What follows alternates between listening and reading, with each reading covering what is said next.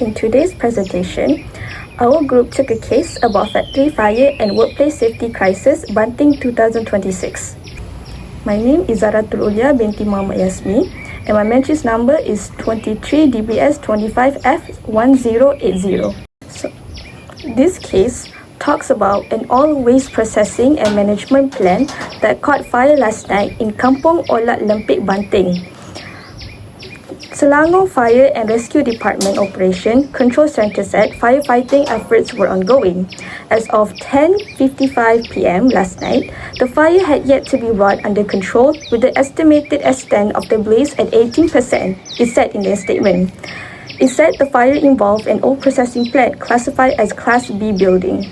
The key parties that were involved is the Selangor Fire and Rescue Department. They are the main emergency response team handling all the fire. And the second key parties involved were Fire and Rescue Station BPP. One of the examples was Banting BPP, KLIA BPP, Dengkil BPP, Cyberjaya BPP. These main four units provided manpower, fire engines and equipment. Next up, I'm going to talk about the main challenges that were faced by the employees and the employers. One of the problems that the employees is going to face is the safety risk.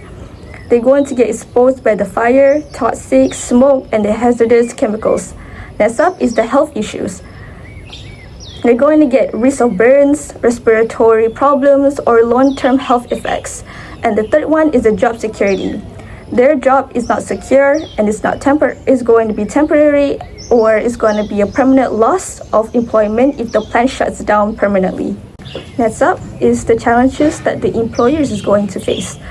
The first one is operational disruption. The fire, 80% of the damage may halt production and business operation, and that could also causes employees loss. The second one is financial loss, damage to infrastructure, machinery, and raw materials. And the third one is legal and safety compliances issue. Employers may face investigation if safety standards were not allowed, and they will also might face the law consequences in the near future. That's all from me, and I'm going to pass this presentation to PUTERI ZARITH and NURIN. Hi everyone, my name is NURIN Zahirah binti ZAINUDDin, and my matrix number is 23 DBS 25 F1024. I am member 2 for this group assignment, and today I'll be focusing on discussion element 2. We are looking at why it's so important for employees to join trade unions, especially after a major crisis like the factory fire in Banting.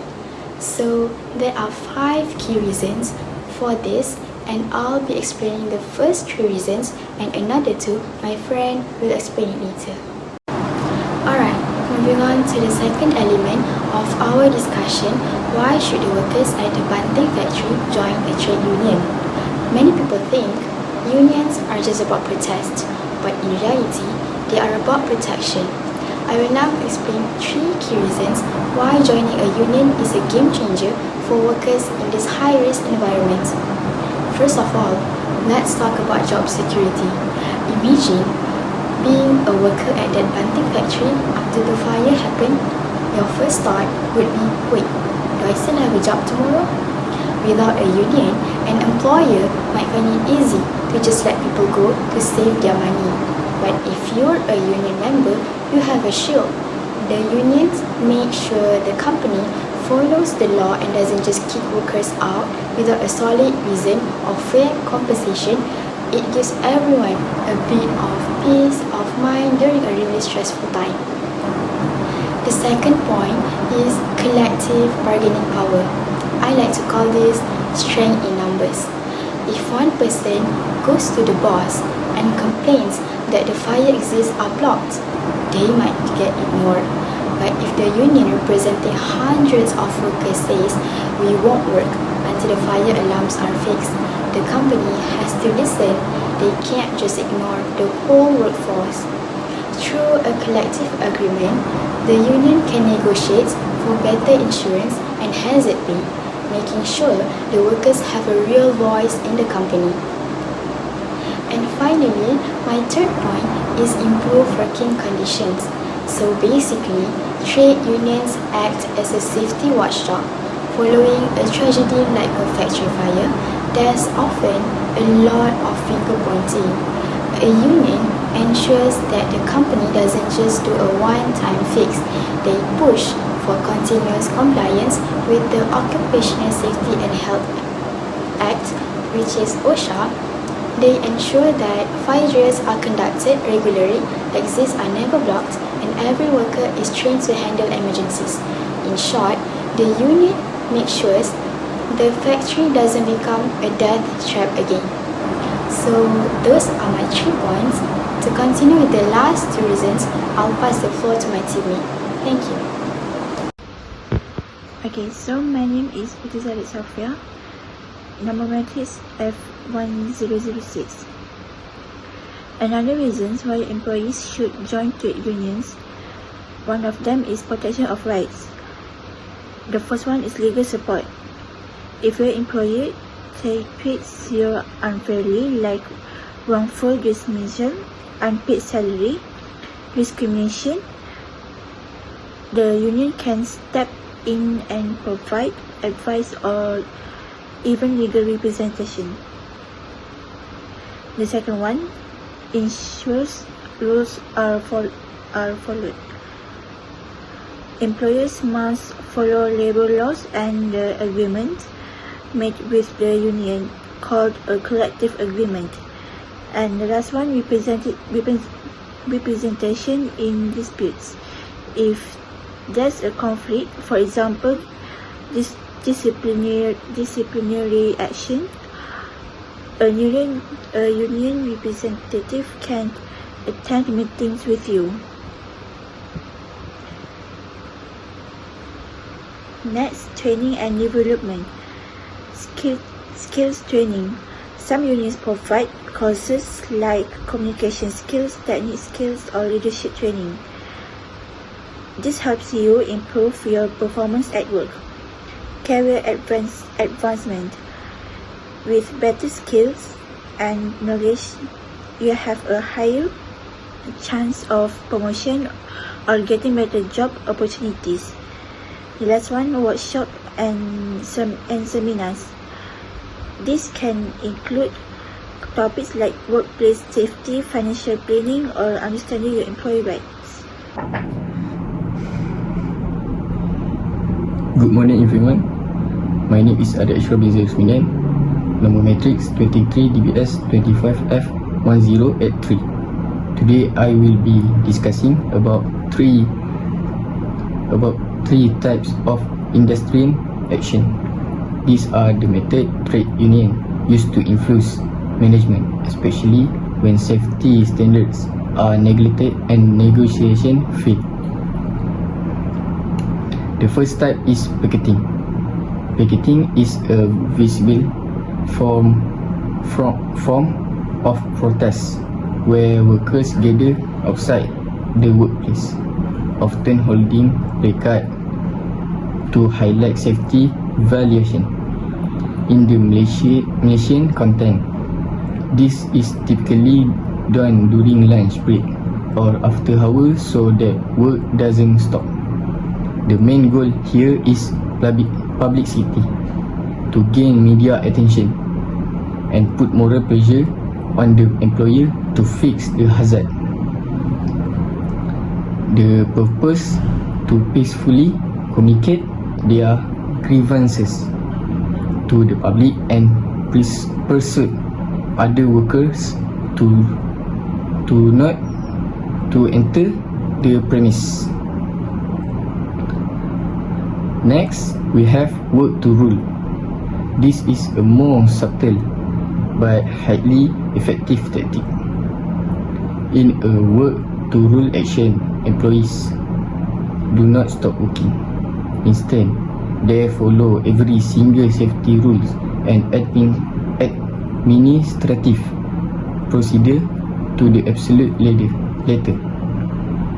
While this sounds productive, it actually slows down operation significantly because all the shortcuts usually taken to meet target are removed.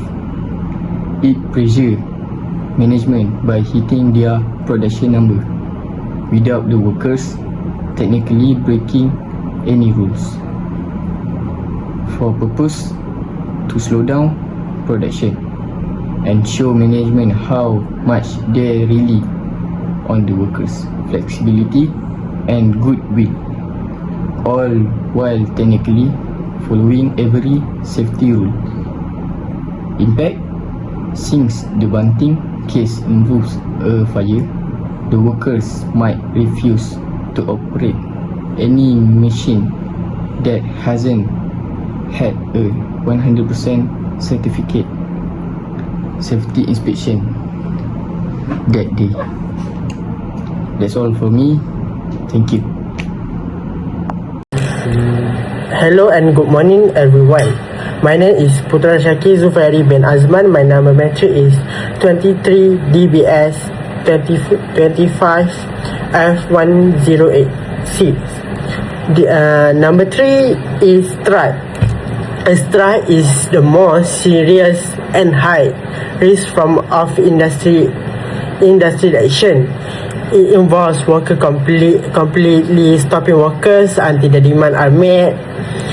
In Malaysia, strike are strictly regulated. Workers must go through a legal process, including a secret ballot and giving notice to the Ministry of Human Resources. Without following the process, the strike will be considered illegal. The main goal of a strike is to put strong financial procedure on the employee, because when workers stop production, stop completely. However, it also risks for workers because they usually do not get paid during the strike period. In bunting factory situation, if manager ignore repeated complain about unsafe condition even after fire, the union may decide to organize a strike. This is to protect workers' safety and prevent future accidents. Okay, in conclusion, there are three actions: picketing, work to rule, and strike. Show different level of pressure that workers can apply. They usually start from less aggressive action like picketing, and can escalate to more serious action like strike if the issue is not resolved. Hi, Assalamualaikum. My name NURIN SAFFIYAH binti ZULKARNAIN. My matrix number 23 DBS 25F 1018. Thank you, ARIQ and PUTERA. I would like to justify 4 methods to resolve industrial dispute in Malaysia. Okay, first, direct negotiation. What is direct negotiation? Direct negotiation is discussion between employer and employees to resolve dispute without third-party intervention. What advantages of this direct negotiation? Cost-effective as it avoids external mediator. Second, conciliation. What is conciliation? A neutral third party, often from a government, labor office, who facilitates communication between disputing parties to help them reach an agreement. What advantages of conciliation? Provides structured support for resolving conflict. Third, mediation. What is mediation? Structured process where a natural mediator helps the disputing parties identify issue, explore solution, and reach a mutual acceptable agreement. What advantages of this mediation? Builds creative solution tailored to the needs of both parties. Fourth, arbitration. What is arbitration? A neutral arbiter who review the dispute and impose a binding discussion. It is more formal process, often resemble in court proceeding. What advantages of arbitration? Provides a definitive resolution, avoiding prolonged dispute. That's all From us. Thank you. Thank you.